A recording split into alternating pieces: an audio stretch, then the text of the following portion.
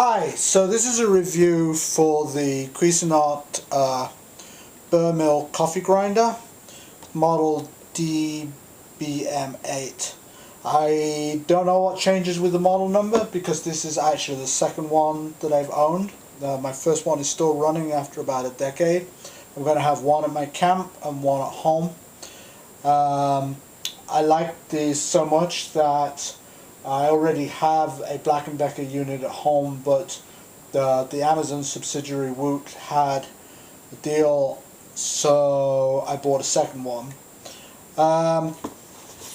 Okay, so your basics are you have a hopper, you can select the grind by twisting, and you can select a number of cups that you supposedly are going to grind using this control, which never worked on my first one, which was a refurb, so I always do it by, I just count the time.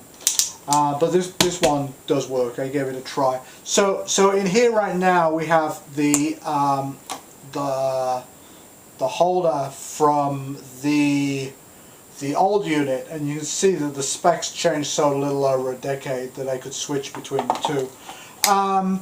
So you push it in. You have to push it in firm because there's a little piece here which clicks on a micro switch that's down in here.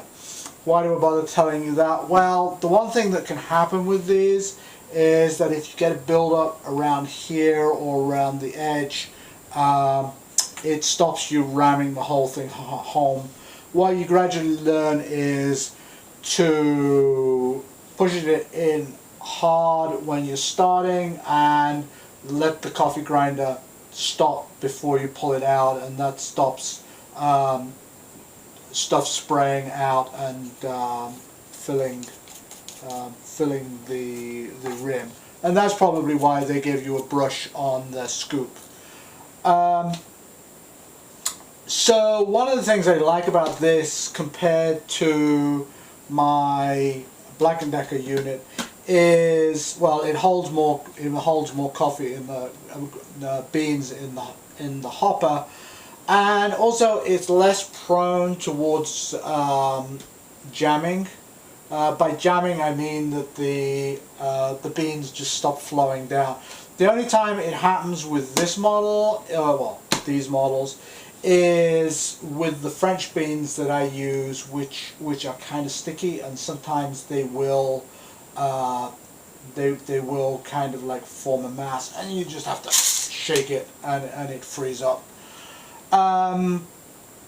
The chamber here has lasted a decade.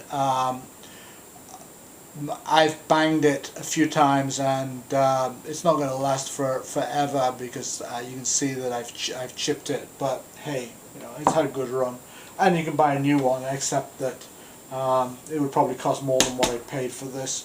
So you have instructions. Part of the instructions that I never knew was that you can actually lift out the hopper if you want to. Never done that in a decade. They have this cute little registration deal where you take a picture of that and you just text it in or email it. Don't know why. Somebody thought it was a good idea. A couple of sets of instructions, but you basically don't need them. I'm using something like it's probably a fairly fine grind, even though I'm generally using the French press, which they would probably recommend. You'd think you'd be going for a coarse grind, but that works for me. I don't mind if there's a sludge in the bottom of my coffee cup when I finish. Okay, so since I bought a second one, obviously I think that it's a great little unit and it's good value.